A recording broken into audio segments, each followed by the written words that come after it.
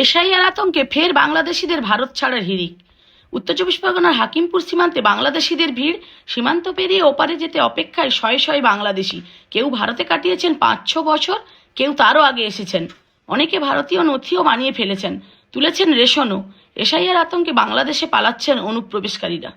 এই তো আমরা ওই ধামাখালিতে মানে দালালের সঙ্গে পার হইলাম, তখন আমরা পেটের জ্বালায় বাংলাদেশে অভাব ছিল, তাই আমরা পেটের জ্বালায় এই পারে এসেছিলাম যে কাজকাম করে খাবো, কাগজ টাগজ করি, হোটেলি মোটেলি কাজ করি, এই জন্য আমরা এই পারে এসেছিলাম। এখন ফিরে যেতে এখন এইসব হুড়ু তালা লাগাচ্ছে, সেই বাপ মার ডকুমেন্ট, দাদা দাদির ডকুমেন্ট এগুলো চাচ্ছে, তাই এগুলো আমরা তো এপারের জন্ম না, এগুলো আমাদের তো হয়নি, তাই আমরা এখন থাকতে পারছি না, তাই আমরা এখন দেশে ফিরে যাচ্ছি। আর কি করবো?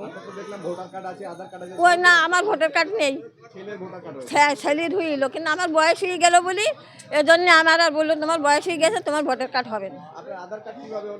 আধার কার্ড ওই যে সরকারের লোক যখন আসলো, বাড়ি বাড়ি সব আসলো যে আধার কার্ড হবে, এ হবে, তাই আমরা এখানে যখন আমরা জানি যে এখানে আমরা থাকবো, কাজ করি খাবো, আর ওপারে যাব না, এই জন্যে আমাদের ওই সবগুলো করিয়ে দিল, তাই আমরা করে নিলাম, ওই আধার কার্ডটা করিয়ে দিল।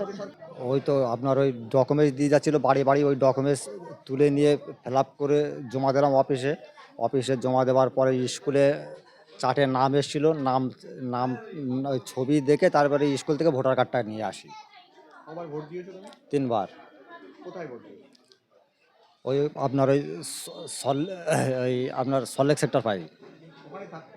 হ্যাঁ, ওইখানে থাকতাম। কোথায় থাকতে পারো? ওখানে থাকতাম আপনার ওই একটা বস্তিতে থাকতাম। হঠাৎ এই হাকিমপুর সীমান্তে কেন? আবার ওইখানে ওই এসআই হচ্ছে বলে থাকতে পারছি না বলে, এই হুড়ো তাড়া হচ্ছে বলে আবার ফিরে যাচ্ছি কোথায় ফিরে যাচ্ছো? বাংলাদেশ। বাংলাদেশ থেকে এসেছিলে কিভাবে? এসেছিলাম আপনার ওই চোরাই পথে এসেছিলাম, তখন দালালের মাধ্যমে। তারপরে এসে ওখানে কি করতে? মানে রাজমিস্ত্রির কাজ করতাম। 3 বার ভোটও দিয়েছো? হ্যাঁ। সরকারি প্রকল্পের যে সুবিধা, যেমন যে লক্ষ্মী ভাণ্ডার বা এই সমস্ত প্রকল্প বাড়ির লোকজন কেউ পেয়েছিল? না না, পাইনি। তোমার ভোটার আই কার্ডটা তৈরি করে দিয়েছিল? ওটা কেউ তৈরি করে দেয়নি, ওই যে ডকুমেন্টসটা দিয়েছিল ওই ডকুমেন্টসটা ফিল আপ করে জমা দেওয়ার পরে তারপর ভোটার কার্ডটা এসেছে।